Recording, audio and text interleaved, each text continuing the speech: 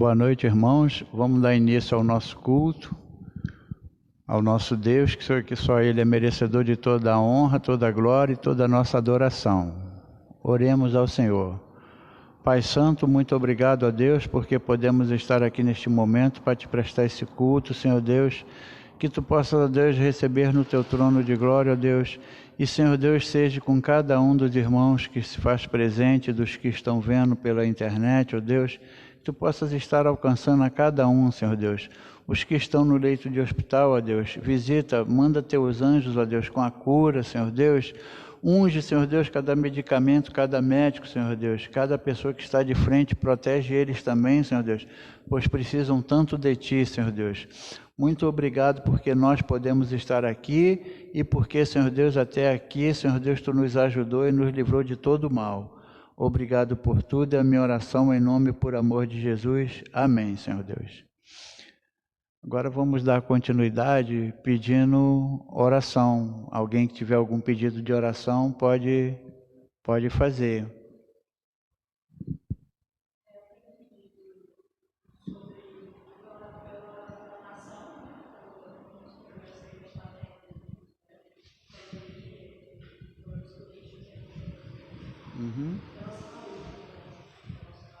Da nossa nação.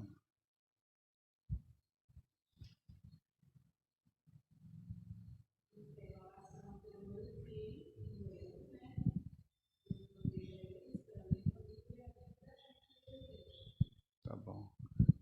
Oremos então. Pai Santo, muito obrigado mais uma vez por poder estar falando contigo, ó Deus. As irmãs, ó Deus, estão, Senhor Deus, pedindo oração, Senhor Deus. Que tu possa, Senhor Deus, estar olhando pela nossa nação, pelo nosso estado, pelo nosso município, Senhor Deus. Tem misericórdia de nós, Senhor Deus. Afasta esse mal, Senhor Deus, da face da terra, Senhor Deus. Tantas pessoas, ó Deus, estão, Senhor Deus, sofrendo com esse mal que se assola sobre nós, ó Deus, sem poder enterrar direito seus entes queridos, ó Deus. Ajuda-nos, nos socorre, Senhor Deus, mas também seja feita a Tua vontade, porque tudo que vem é do Teu agrado, é da Tua vontade, ó Deus. A irmã pede, Senhor Deus, pelo seu filho, que Tu possa ter misericórdia dele, Senhor Deus, esta hora, onde ele estiver, Senhor Deus, em casa, ou trabalhando, ou passeando, fazendo qualquer coisa, Senhor Deus, que Tu possa colocar Teus anjos ao redor dele, que nenhum mal venha a chegar próximo a ele, Senhor Deus. Também te peço pelos irmãos que ainda não chegaram, Senhor Deus, que Tu possa estar ajudando eles a chegar até o culto, Senhor Deus, e os que estão assistindo, Senhor Deus, possam também, Senhor Deus, assistir, e me ilumine, Senhor Deus, com o Teu conhecimento, através da mensagem que vai ser lida aqui da EBD, Senhor Deus, para os irmãos. Obrigado por tudo, perdoa os meus pecados e a minha oração em nome de Jesus. Amém, Senhor Deus. Bom, irmãos, vamos dar início aqui. A nossa lição está pautada em Gálatas 4. Então, vamos ler Gálatas 4. Quem puder abrir sua Bíblia, mesmo em casa. Gálatas 4. Não vou ler todo ele, para não se alongar muito. Gálatas 4, do versículo 1, nos diz assim: o título é A Nossa Filiação em Cristo. Digo, pois, que durante o tempo em que o herdeiro é menor, em nada difere de escravo, posto que ele é senhor de tudo, mas está sob tutores e curadores, até o tempo predeterminado pelo Pai. Assim também nós, quando éramos menores, estávamos servilmente sujeitos aos rudimentos do mundo. Vindo, porém, à plenitude do tempo, Deus enviou seu Filho, nascido de mulher, nascido sob a lei, para resgatar os que estavam sob a lei, a fim de que recebêssemos a adoção de filhos. Porque vós sois filhos, enviou Deus ao nosso coração o Espírito de seu Filho, que clama: Abba, Pai, Paizinho querido, de sorte que já não és escravo, porém filho, e sendo filho também herdeiro. O Senhor, na sua misericórdia, Ele nos mandou o seu Filho para que nós deixássemos de ser escravo, porque éramos escravos do pecado, até termos um encontro com Jesus. E ele mesmo na época, como quando Paulo escreveu essa carta para os Gálatas, ele nos fez entender de que estavam sobre a lei, voltando a todo o ensinamento que Paulo já tinha feito a eles. Eles já estavam voltando a fazer tudo errado. Deus já mandou, pegou o que fez? Enviou seu filho, bem antes, enviou seu filho para morrer na cruz por uma mulher, uma pessoa simples, que deu à luz, e debaixo daquela época que era a lei que imperava. Então Deus, na seu infinito conhecimento, já começou ali mostrando que Ele era Deus, que Ele podia fazer o que Ele quisesse para o bem da humanidade. E graças a Ele, Ele nos enviou seu Filho para que fôssemos salvos e deixássemos de ser escravos. Porque escravo, mesmo nós sendo herdeiro naquela época, mas nós éramos escravos ainda. Então nós não tínhamos direito a nada, mesmo sendo filho. Precisávamos do reconhecimento de que só Jesus salva, só Jesus é o Senhor de nossas vidas, para que nós pudéssemos ser filhos dele por adoção. Aí nós passamos a ser herdeiro de tudo quanto ele fez. O valor transitório dos ritos judaicos.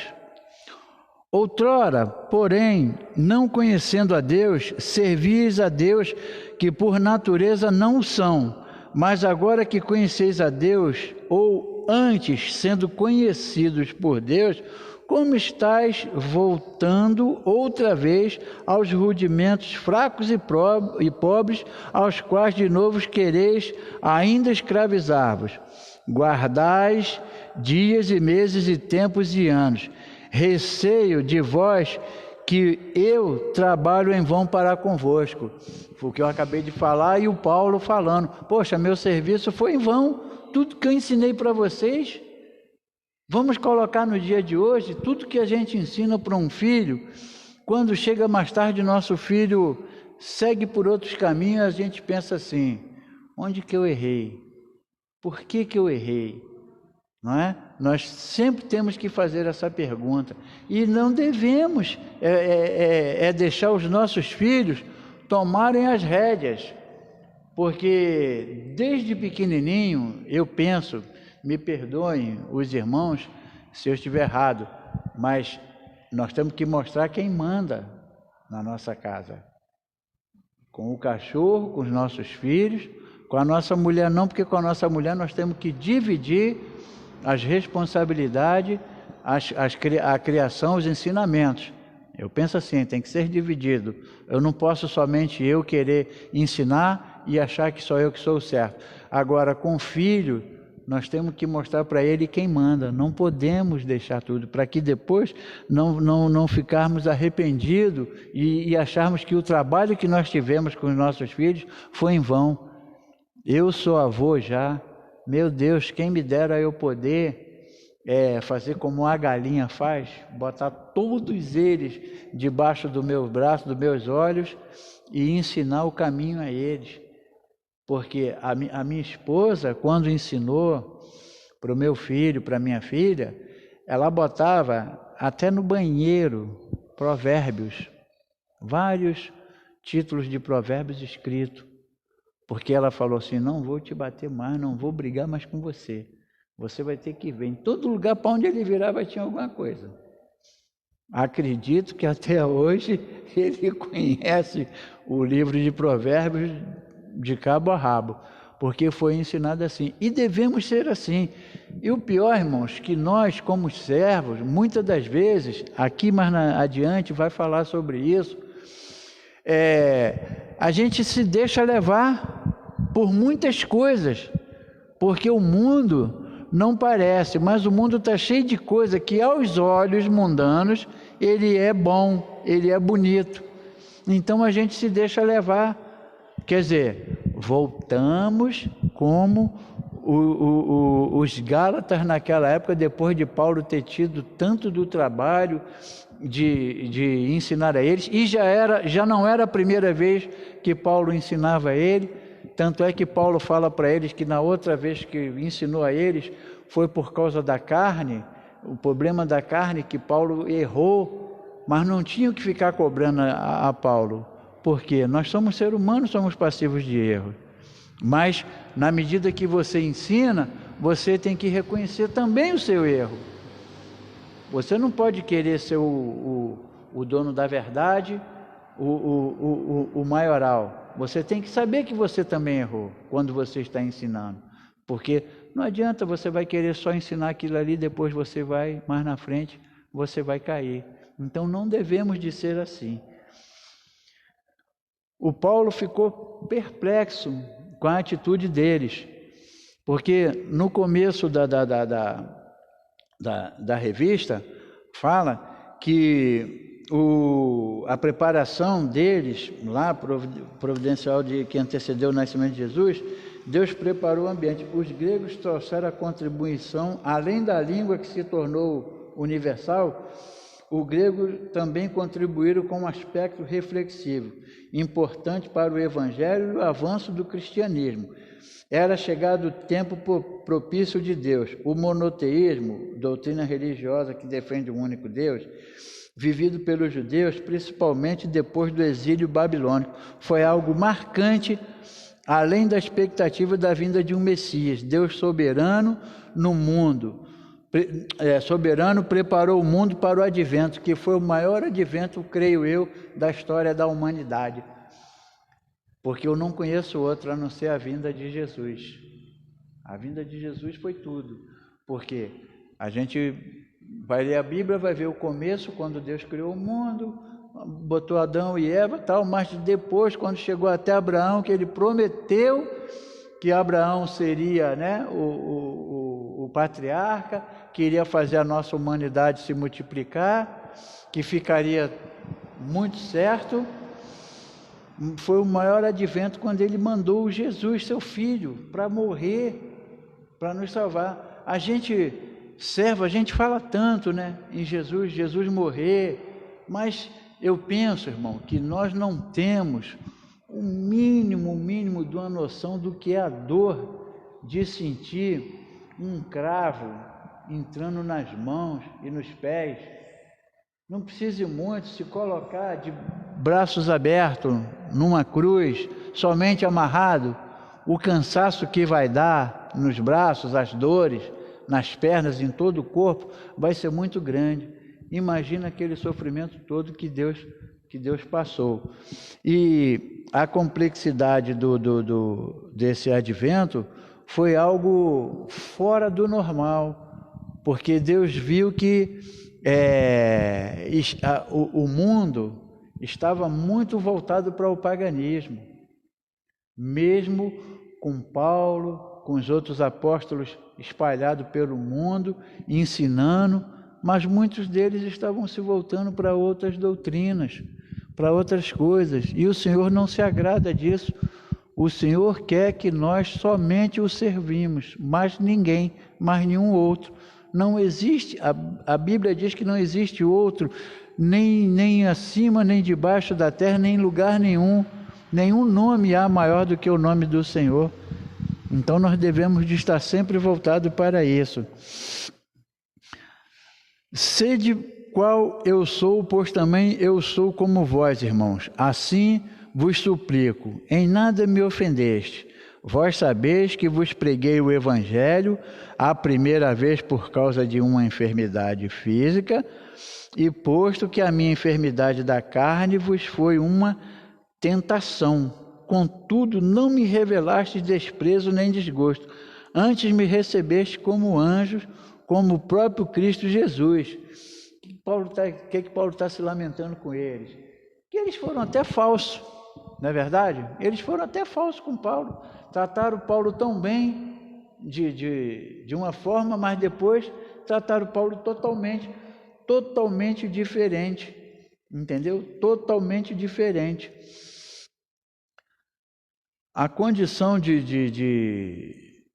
filho é resultado do cumprimento de uma verdadeira e inequivocada promessa. Aí foi quando o Senhor, prometeu a Abraão, todos conhecem a história, Abraão foi e fez como muitas das vezes nós fazemos. A gente quer dar uma forcinha para Deus, não é verdade? A gente pede uma coisa para Deus, pede, Deus fala, ó, você não faz isso não. Você fala, não, peraí, não. Mas eu vou adiantar. Foi o que Abraão fez, eu vou adiantar. O Senhor não já tinha prometido a ele que ia dar um filho a ele? O que ele tinha que ter um filho com a escrava? Só para atrapalhar a vida dele, atrapalhar a vida da humanidade, que poderia ter transcorrido diferente um pouco, sem todos aqueles problemas.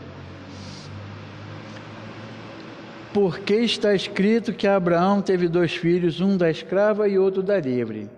A história bíblica mostra o episódio de Abraão. A ele Deus fez a promessa que teria um filho. Desse filho uma grande nação seria formada. E fazia parte do plano de Deus. O programa do Deus Todo-Poderoso era formar um povo do qual viria o Salvador. A promessa era a Abraão. Este, porém, se precipitou e quis ajudar naquilo que não precisava, igual eu acabei de falar, né? Ele não precisava de ajudar nada. Por que ele vai ajudar Deus? Se ele já conhecia Deus. Deus já tinha falado diretamente para ele o que ia fazer com ele.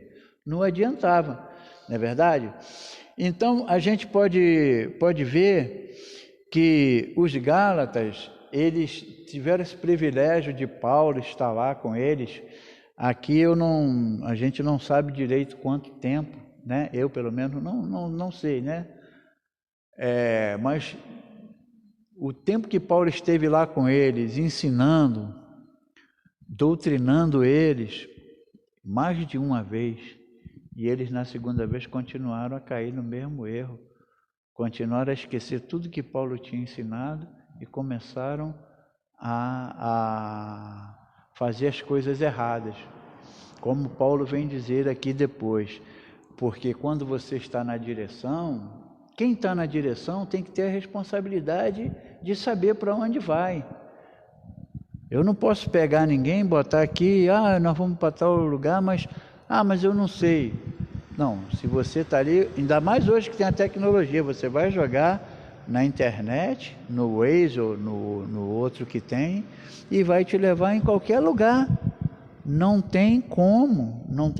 Eu lá no Rio, eu trabalhava de Uber, e aí eu troquei de internet, porque me disseram que a outra internet era mais potente.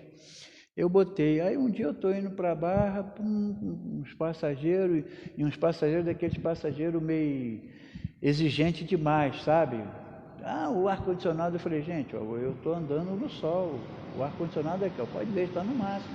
Não tem como gelar mais do que isso. Nós já demos uma parada que vocês pediram para entrar outra pessoa. Na medida que você abre, entra o ar quente, sai o gelado, até refrigerar de novo, né?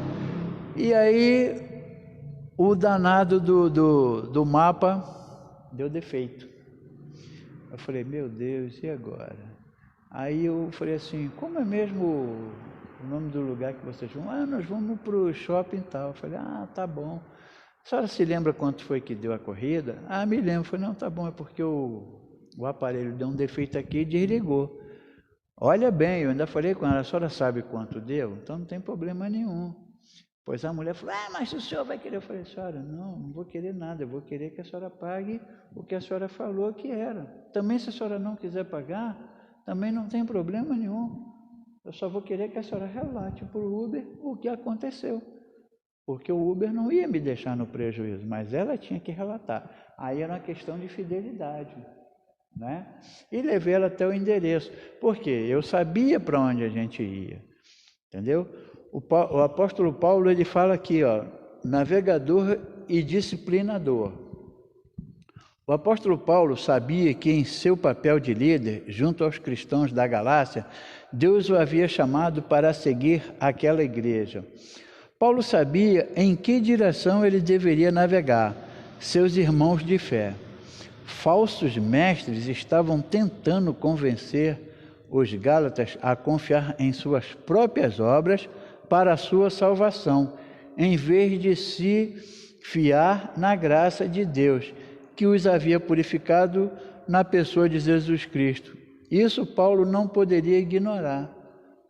Você vê que mais uma vez, né, daí Paulo está lá, batendo na mesma tecla. Vocês não podem ignorar, eu não posso ignorar para vocês o que eu tenho ensinado, a direção que eu tenho dado. O Senhor Jesus já veio para nos salvar, e por que vocês querem? E hoje, se nós não tivermos cuidado com o que fazemos, com as decisões que tomamos, com o que falamos, com o que vemos e damos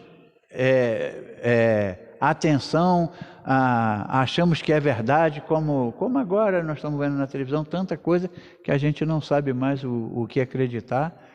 Mas em relação a outros tipos de doutrina, outro tipo de coisas, a gente vai andar para o lado errado, vamos caminhar para trás, ao invés de ir para frente. É o que o Paulo está querendo ensinar aqui para ele. Algo em cada um de nós tenta crer que precisamos acrescentar algo ao plano perfeito da salvação que Deus dá. Somos levados a crer que sem a nossa cooperação, nós não estaremos indo para o reino dos céus. Olha que incrível. Deus precisa da cooperação da gente, olha. Isso permanece tão verdadeiro hoje quanto foi nos dias da igreja do primeiro século. Paulo tentou corrigir o curso equivocado que os Gálatas haviam escolhido. Explica que ninguém pode acrescentar qualquer coisa ao que Jesus havia cumprido na cruz. Ninguém pode fazer coisa alguma para tornar-se mais aceitável diante de Deus. Guiar um anal significa corrigir seu curso, desviar de um rumo errado, traçar uma direção bem definida. Líderes de Deus sabem que eles devem conduzir o seu povo para apenas uma direção, o do nosso Senhor Jesus Cristo, que morreu pelos nossos pecados na cruz. Então, vamos colocar assim para a gente, né, encerrar aqui, que o trabalho maior de Paulo foi fazer eles entender que eles estavam errados para voltar, porque eu creio que você ensinar quem não sabe nada, uma determinada coisa, é muito mais fácil do que você ensinar uma pessoa que sabe mais ou menos alguma coisa e ela não vai querer aceitar aquilo que você está ensinando. É como o pedreiro, a maioria das pessoas que é pedreiro, que constrói, sabe, é melhor você construir do que você consertar a casa que está, quebrar uma parede, quebrar isso, quebrar aquilo. É melhor você derrubar ela todinha e fazê-la de novo. E o plano de Deus era um plano infalível, que não tinha como ninguém querer consertar, querer ajudar. Deus já tinha traçado o plano dele. E nós, igual eu torno a falar, nós muitas das vezes erramos, sofremos porque a gente quer dar uma forcinha para Deus, quer adiantar o caminhar de Deus que Ele bota para a gente ir. A gente quer adiantar, quer cortar um caminhozinho para chegar mais na frente, mais adiante, e na verdade nós não devemos fazer isso, devemos de seguir aquilo que Ele mandou, que Ele determinou. Entendeu? Essa é a minha palavra para os irmãos. Espero que os irmãos tenham entendido o que eu tentei, que Deus botou no meu coração, transmitir para vocês, e que Deus possa nos abençoar ricamente. E a Nara quer falar alguma coisa. A gente recebeu mais 2 pedidos de oração, que a irmã Deusdetina, ela pede pela sua recuperação, e também para a gente possa orar pelos irmãos do Pé de Pato, né? O Justino e a irmã Dorcelina, para que a saúde deles sejam restauradas, né? E a irmã Mabel estava falando lá no grupo da igreja, que eles estão com saudade, né? De receber as visitas, né? De receber os irmãos. Então, vamos orar agora por eles também e agradecer por este culto. Senhor, meu Deus Pai, estamos em Tua presença, Senhor, para Te agradecer por esta noite, Senhor, por esta reunião, por estarmos aqui, Senhor, reunidos diante do Teu nome, Senhor, debaixo da Tua proteção. Obrigada, Senhor, por estarmos aqui. Abençoe cada pessoa que veio, Senhor, abençoe as pessoas que não puderam vir por causa do grupo de risco, Senhor, ou por algum outro motivo. Te peço a Tua bênção, Senhor, pelos irmãos do Pé de Pato, Senhor, irmão Justino e a irmã Dorcelina, que o Senhor possa estar restaurando a saúde deles, Senhor, que o Senhor possa estar confortando, que na medida do possível, Senhor, e com as medidas cautelares, Senhor, em relação à saúde, eles possam receber visitas também, para que eles possam se sentir amados, Senhor, por nós, pelos irmãos, por familiares também, Senhor, que todo mundo possa ter cuidado com eles. Te peço a Tua bênção também pela vida da Deus Deitina, Senhor, que o Senhor possa estar abençoando neste momento de recuperação, Senhor, da saúde dela. É o que eu te peço e te agradeço em nome de Jesus. Amém.